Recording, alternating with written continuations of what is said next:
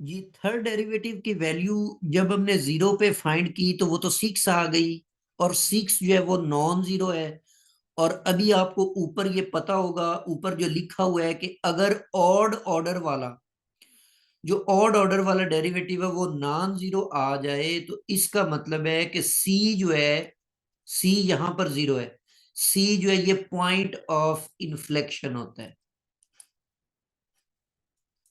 लो जी, ये हमें रिजल्ट मिल गया कि जो जीरो हम स्टार्ट में लेकर चले थे ना, वहां पर कोई एक्सट्रीम वैल्यू नहीं एग्जिस्ट करती, बल्कि वो पॉइंट ऑफ इन्फ्लेक्शन है।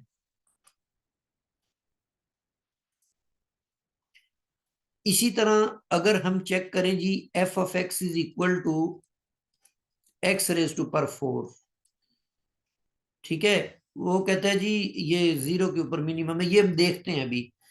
तो इसको हम डिस्कस करते हैं। अगर हम इसका फर्स्ट डेरिवेटिव निकालें तो वो निकल आता है जी 4x क्यूब। और अगर हम फर्स्ट डेरिवेटिव को इक्वल टू जीरो पुट कर देते हैं तो यहां से x की कीमत हमें मिल जाएगी जीरो। ये क्रिटिकल पॉइंट निकल आया। अब आपने ना जी सेकंड डेरिवेटिव निकालना है। तो जब हम सेकंड डेरिवेटिव फाइंड करेंगे तो वो बनेगा 12x स्क्वायर। अब सेकंड डेरिवेटिव के अंदर जब हम क्रिटिकल वैल्यू पुट कर देते हैं तो वो तो जीरो आ जाएगा। तो इवन ऑर्डर वाला डेरिवेटिव हमें कोई इंफॉर्मेशन नहीं दे रहा, इसीलिए अब हम थर्ड की तरफ मूव कर जाएंगे। थर्ड ऑर्डर डेरिवेटिव निकालेंगे, वो बनेगा जी 24x। तो इसके अंदर जब हम वैल्यू पुट करेंगे, क्रिटिकल वैल्यू पुट कर देते हैं, तो ये भी जीरो आ जाता है। तो ऑड ऑर्डर वाला अगर नॉन जीरो आए तो वो पॉइंट ऑफ इन्फ्लेक्शन होता है, लेकिन जीरो आ जाए तो फिर आप फोर्थ ऑर्डर की तरफ मूव कर जाते हैं।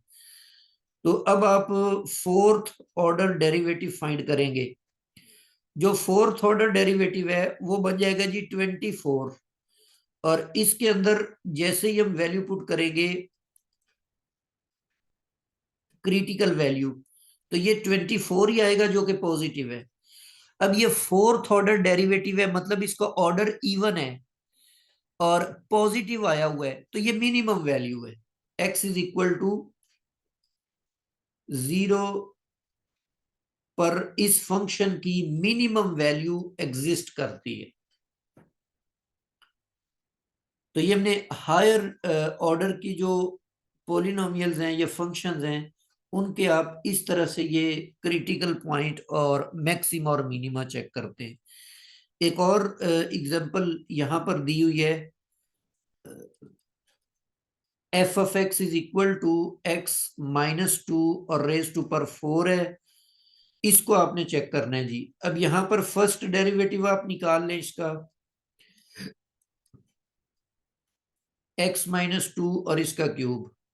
तो अब आप फर्स्ट डेरिवेटिव को इक्वल टू जीरो पुट कर दें, तो यहां से आपको x की वैल्यू मिल जाएगी 2। तो इस फंक्शन का क्रिटिकल पॉइंट जो है वो 2 है।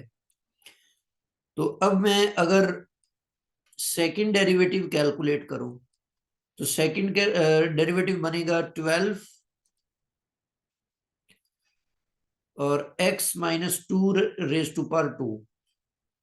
तो इसमें अगर हम क्रिटिकल पॉइंट पुट कर देते हैं 2, तो ये तो जीरो आ जाएगा। तो इवन ऑर्डर अगर जीरो आ जाए तो हम थर्ड डेरिवेटिव की तरफ मूव कर जाते हैं। तो इसका थर्ड ऑर्डर डेरिवेटिव निकलेगा तो वो बन जाएगा कितना बनेगा, 12 2 इज द 24। तो ये x माइनस टू आ गया। इसके अंदर अगर क्रिटिकल वैल्यू पुट करें तो थर्ड ऑर्डर डेरिवेटिव भी जीरो बन जाएगा। तो अगर ऑड वाला जीरो बन जाए तो फिर हम फोर्थ की तरफ मूव करते हैं। तो इसका जो फोर्थ ऑर्डर डेरिवेटिव है वो 24 आ जाएगा।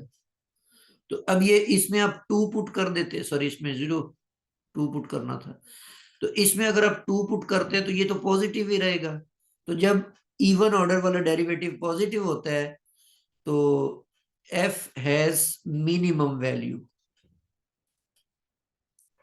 f has minimum value at x is equal to 2। तो ये तरीकेकार है जी हायर ऑर्डर डेरिवेटिव्स के लिए। तो इस तरीके से हम मैक्सिमा, मिनिमा, कनकेविटी और पॉइंट ऑफ इन्फ्लेक्शन वगैरह फाइंड आउट करते हैं। तो ये nth ऑर्डर डेरिवेटिव है। जो हमने सेकंड डेरिवेटिव टेस्ट पढ़ा है ना एफएससी के अंदर, वो इसी का एक स्पेशल केस है। मतलब वहां पे स्मॉलर ऑर्डर वाले पोलिनोमियल्स थे, तो इसलिए बस वो सेकंड ऑर्डर तक था, हायर ऑर्डर के लिए नहीं था। यहाँ तक हमारा आज का जो लेक्चर है ये कंप्लीट हो गया है। इसमें से अगर आप कुछ पूछना चाहते हैं तो पूछ सकते हैं, अनम्यूट कर रहा हूं मैं।